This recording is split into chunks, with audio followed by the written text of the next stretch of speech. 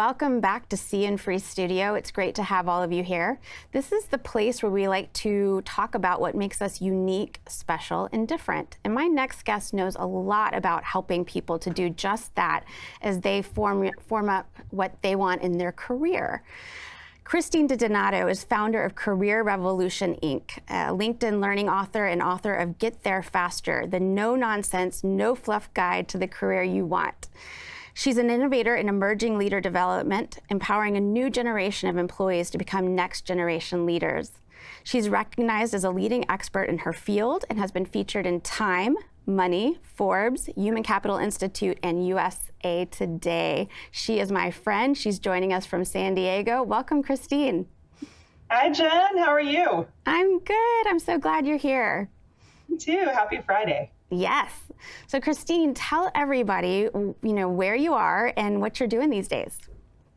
Well, I, like most, am working from home, which is a totally new experience, having been on the road for so many years. But I'm in San Diego and have been working feverishly to help move employee development out of live classrooms and into a virtual setting, but still keeping it intimate and authentic and human. Well, yes, and I mean, no doubt that has been a challenge this past year. And tell people, before we just jump right in, tell people a little bit about Career Rev and the work that you're doing. I love to talk about it. So Career Revolution is a company that I started about 8 years ago after having worked inside companies my whole career in the human resource space. And really recognizing that as the world was changing and transforming at a faster and faster pace, that people were having a really difficult time navigating their careers. And nothing could be more true than the moment right now. So after reaching out to all of the leadership development experts, looking for sources, I found nothing. Everything was focused on higher level leaders or management skills. So I decided that it was time to create some learning and tools and assessments for those earlier in their career, or those really at any point in their career who were struggling to just figure out who they were in this world and how they were going to navigate their career. So I started the company about 8 years ago, it's been growing and accelerating every year. And we're seeing just huge growth this year around companies recognizing that they have to provide their employees with more learning and more opportunities for human interaction and discussion around their career, even if it's agnostic of the company that they work for. So we've been really busy this year, kind of helping turn the corner with the pandemic, working specifically with companies to help them provide these resources to their employees. That's great. And, I suspect in working with a lot of these young people, you help them discover their purpose, their drive, their motivation, probably be, like you said, agnostic of the organization. So have you thought about what your unique, special, and different is, your USD? John, I was watching some of your other episodes, and I thought about this, I overthought about it, and I kept thinking, if Jen asked me this 5 years ago, I would have struggled to answer, because I always thought, like, maybe we shouldn't talk about that, but I have a whole company around it. So I have determined that my unique and special talent has been truly to help other people discover their unique and special talent. I think that's where you and I have bonded over the years. I think that I've been able in my own life to be able to see the big picture really quickly and figure out not just a direction or even helping people with direction, but I think I'm known for getting out of the too far out and thinking about right now, what could you practically do right now that's not too threatening or risky that will move you forward. So it's that practical piece that I think my real talent is in. So, I mean, you mentioned this five years ago, you wouldn't, have known how to answer that. Did something happen 5 years ago that was a pivotal moment for you? Jen, I just think some of it is working in the corporate space for so many years and maybe being a woman in that space and growing up, thinking that we're not supposed to talk about ourselves in that way, that would be bragging or that would be egotistical. And I think just being on my own in my own business. I'll tell you actually a little story. I remember when I started my company and I was looking out there at the market, seeing who are the experts in this space, who can I learn from, who are the people that are being successful. And I would come across one after the other, these people, big social influencers with big hundreds of thousands of followers on their social media platforms. And I would dig deeper into their qualifications and their bios. And one after the other, I would learn they've held maybe one job in their career. They were just really good at marketing. And it used to get under my skin. Like, how could somebody build a business when they don't have any, they don't actually have any experience? I have years of experience and resources.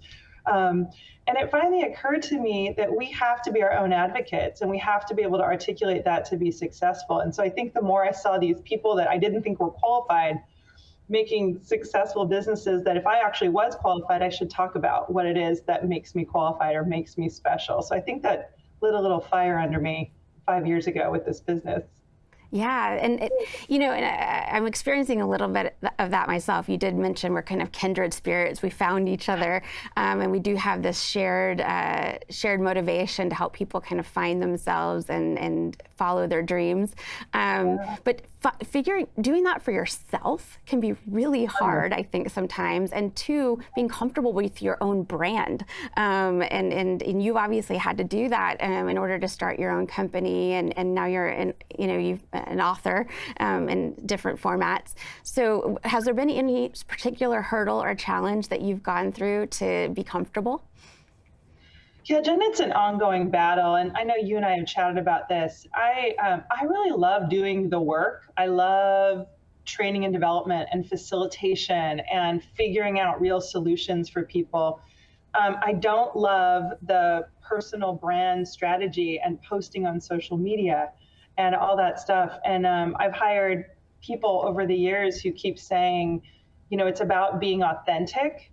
And I only recently, I just started Instagram. Just doing Instagram last month. I finally met with there were a couple of young professionals who specialize in this. And they kept saying, get out of your own way and stop looking at this personal brand piece and putting your message out there as something where you have to be something you're not. What you need to figure out is, what is the message and what is it you want people to know? And be excited to have a platform to share that with people. It has to be authentic. And the more that I really think about, what do I want to say? What's important to me that I wish more people would know? The less I think about it, marketing and personal brand, and the more I think about getting the message out. And that for me is a bit of a switch that's been working a little better, getting me more comfortable with the whole marketing and social media piece. Yeah, no, and we have talked about it, and that's same. I think, and that's one of the messages I've been wanting to send with this See and Free, is that when you find your USD, the things that seem challenging or painful or drudgery, like having to brand yourself and put yourself out there, when you have an important message to share, or you really know in your heart of hearts that your passion needs to be shared with others, you can get past some of those hurdles. It kind of fuels you. And I think that was great advice from the people that you've been coaching and giving you some of their advice. That's really good advice to take forward. Now that you are working with all of these different, especially young people, emerging leaders, what are you noticing? What's going on for them? What are they experiencing that are coming to you and asking you for help? I'd love to have a dialogue about that and see if we can help a lot of people at the same time. Yeah, Jen, there's been a wave of anxiety, and this was pre-pandemic as well. And something that it keeps striking me that, wow, I can't believe this is happening because I didn't feel it younger in my career. When I talk to those who are coming out of college or even in their first few years of their career, there's a lot of anxiety I hear from them around, how do I make sure I'm in the right job or find the perfect job, or make sure I'm taking all the right steps. And when I dig into that, I'm finding this pressure that people are putting on themselves to make sure they don't make a mistake in their career and they don't waste any time. Now, while I understand, no one wants to be stuck in a job that is not, you don't feel good about, or you're not adding value or using your USD. I don't remember having that much pressure early in my career about not making a mistake. I just remember doing something I loved, and eventually, someone noticed and you got promoted or another opportunity came up. And so I think we're in a place where people, especially younger people, are stressed out and they have an enormous amount of pressure. And we've heard all the articles about student loan debt and things like that. So I think there's a financial pressure as well. But I would love to help people, and I try to do this all the time in our coaching and programs. I want people to release that pressure and that stress and try to focus, we talk about USD, try to focus more on the USD part and what makes them happy. And I don't mean find your passion. I'm not an advocate of we all have this one thing that we're supposed to do.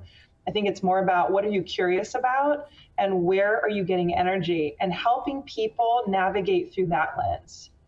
Because it's a problem, and it's a problem that's actually holding people back, I think. And I'm curious, if you're seeing some of the same thing as you're chatting with all these, individuals. I definitely am seeing the same thing. And I was just talking to someone today who I coach, in describing this sense of urgency. I must do these things now. I need stability, and the faster I can get to stability, the better. And we had a long talk about that, which is, what will happen if you don't? What will happen if you just sit back and reflect? Are you truly unstable? Like, ask yourself, have a conversation with yourself about the real risk. Like, are you truly at risk? What's going to happen if you don't do that thing that you don't really want to do? And it was a really great dialogue, but you're right. I'm seeing that across the board is the sense of urgency. And I do think in some ways the pandemic and things going on in the world have maybe amped that up a little bit, because people have been facing true illness and life or death situations. And I think it's just created an even kind of more challenging environment for so many. Yeah, I agree. And I definitely think the pandemic has exacerbated it. And I was just thinking, I was teaching a workshop yesterday as part of our larger career development series. And it's a module dedicated to nothing but personal values. And it's something that I designed many years ago. And at first, companies would look at this agenda and say, I don't think we need module 2. I don't think we need to spend time on personal values. And now we have organizations saying that's our favorite module. And what we're doing with individuals is spending a full 90 minutes using an online assessment as well, where they identify in this moment in time their top 5 personal values. And we do a gap analysis activity where you say, how well am I living these right now? And for any that I'm not, why am I not? And then from there, what's within my control, right? Because sometimes we can't meet all of them, or external factors get in our way. And it's interesting. As soon as we take people through this process, a lot of light bulbs go on, but we have a forum at the end where people can ask any questions. And I keep getting the same question is, what happens when one value competes with another? And I really gave that some thought last night, because I think so many of us, once we're aware of what's important to us, we realize that some run up against each other in any given moment. And the answer I keep providing to people is, sometimes we have to consciously say, it's okay that I don't succeed in everything all the time, right? Sometimes we just have to consciously say, I can't be everything to everyone or achieve all these things. I have to just be able to focus on one or the other and let everything else go. And for me, that goes back to what you just said around like, what's the worst that can happen? What happens if you don't do this? And that helps us prioritize. But I just think people need some time and some tools to get in touch with what's important and what can I put to the side right now. Yeah, absolutely. And I think also what you're encouraging is some experimentation, like you talked about curiosity.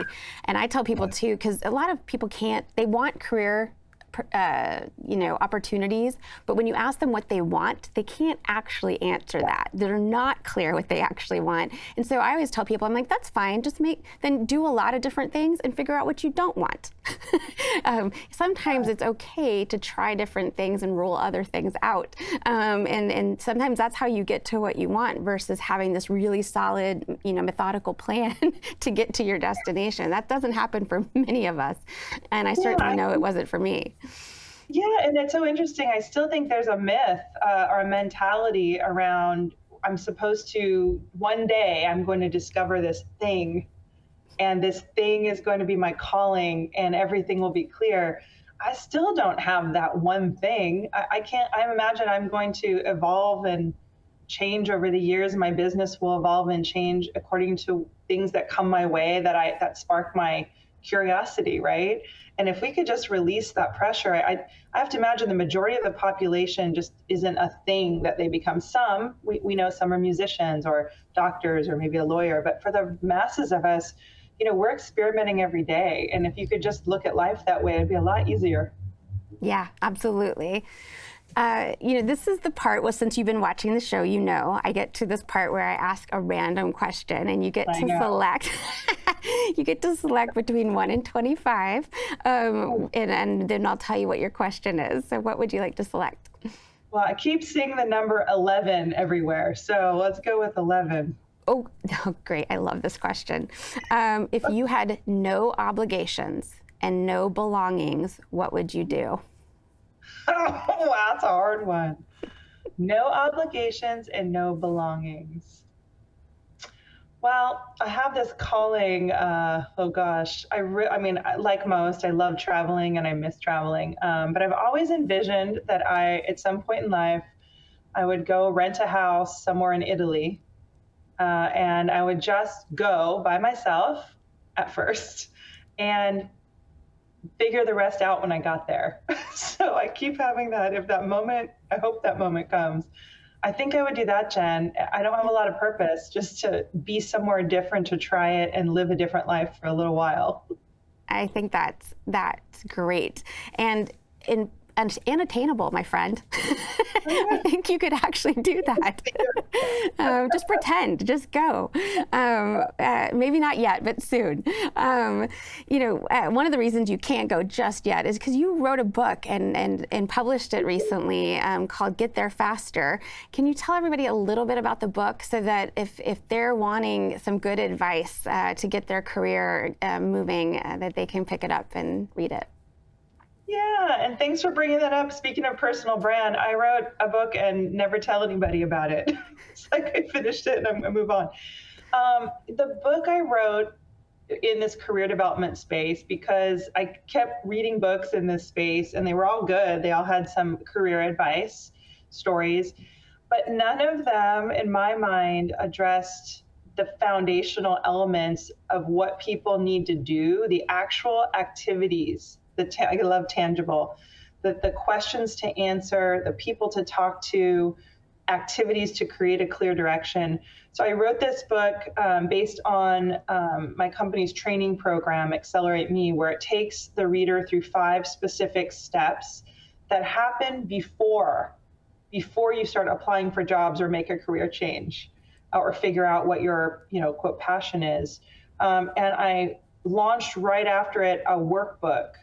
A very meaty workbook that goes with it with 41 specific activities and links to online assessments where you can do the work. And I know you know this about me, Jen. It's one thing to talk about things and to be inspired and to think about things differently. It's another thing to put pen to paper and go and do small activities that bring clarity. And I'm such a proponent of that. And that's why I wrote this book. I never thought I would actually write a book, because I want people to go do the things that I'm telling everyone to do all the time and have a place to put them in. So at the end of this, they've got record and they've brought awareness to reality and they can do something different and feel differently. So that's why I wrote this book. Thank you for sharing that. And for anybody who is looking to, have some tangible tools for figuring out, what you want to try next and maybe inevitably do to pursue your career, pick up the book. And I will tell you this because she's not great at branding herself. Christine is excellent at this. What I love about you, Christine, is that you have a really, you make things digestible. And I've told you this before. Like, these concepts don't have to be super complicated. They need to be practical and pragmatic and digestible. And you do an excellent job of that. So if you guys can pick up that workbook, please do. It is going to really help you kind of map out the steps that you want to take in your career. So please do that. Christine, we want to make sure that we also highlight other organizations as part of See and Free, organizations that we all care about, that we want to expose to the world, and we want people to help flourish.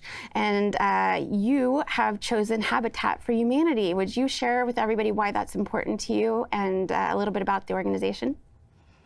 Yeah, and Jen, it was so hard to pick one because there's so many, and I went with Habitat because I felt like like so many charities, it really talks about a foundation for people. And I was thinking about this time where people are so stressed and so anxious, trying to figure their way out. And I thought back to basic Maslow's hierarchy of needs. And I thought, if I'm working with people on more of the enlightenment part, you can't get there and think about career development if you don't have stability in food and in shelter. And so I just thought this would be a good one of many that would be a good place to help create that stability for people, for families, so they could think about other things, right? So let's take this off the table, basic needs. That's great. So please, everyone, donate to Habitat for Humanity. Get involved. I've done a couple of projects with them. You get out there and actually build some houses and help people get access to the things that they don't have. So thanks, Christine, for highlighting that. And before we go, I just want to ask you one more question, which is, what's the best career advice you've ever received? Crazy enough, it's from my mom, my mother, who was from a generation where they were stay-at-home moms and didn't have the opportunity to go to college. And it's amazing to me, of all the years of my career, she has a series of sayings, which I really envision I want to write a book about one day, because I think all of us have parents who have these sayings, and they're generally the same. But she's a million of them. Some of them I won't even say here because they use language that's probably not appropriate. But the biggest one she always said is to be true to thyself. Be true to thyself. And I never really, as a kid, you're like, yeah, mom, that's great. But the more I get older, the more I realize what she was saying is know your USD in a way. Know your USD and be okay with it. And when I look back now and I think about, I'm blessed to have friends that I've had for years since I was a kid, and then new ones you pick up along the way. And I realize I have friends from they're just totally different. If you put them all in a room, you'd say, how are these people, how do they even know each other, and how do they get along? We're all so different. But I realized what it was. They all are true to themselves. They know who they are, and they put that out to the world, whether you like it or not. And I realized that's what I love about people. If you know who you are, you're cool to be around, right? No matter what comes out of your mouth, I know it's authentic. And that's something that I realized that's been fed into my head since I've been a kid. And I have a career built on that. And I just went, wow, it just hit me recently. That's it. Be true to thyself. That is it. And you and I are both champions and stewards of that message. And I am so thankful you came on and joined us today. I love celebrating you and sharing you with the world. And I will be joining you in this journey to help people find their USD, find that thing that drives them so that they're true to themselves. So thank you so much for coming today. I really appreciate it. Thanks, Jen. It was fun to be able to hang out with you and talk about something that we're both so passionate about. So thank you. Yes, we are. Well, everyone, that is the end of today's show. Please come back and subscribe. You can visit us at seeandfreestudio.com. You can find us on YouTube, Spotify, Apple Podcasts, and you can follow me on Clubhouse. So we are everywhere at this point. We'd love to have you, and look forward to having more time with our next guest as we hit them up on what their USD is. Thanks, everyone.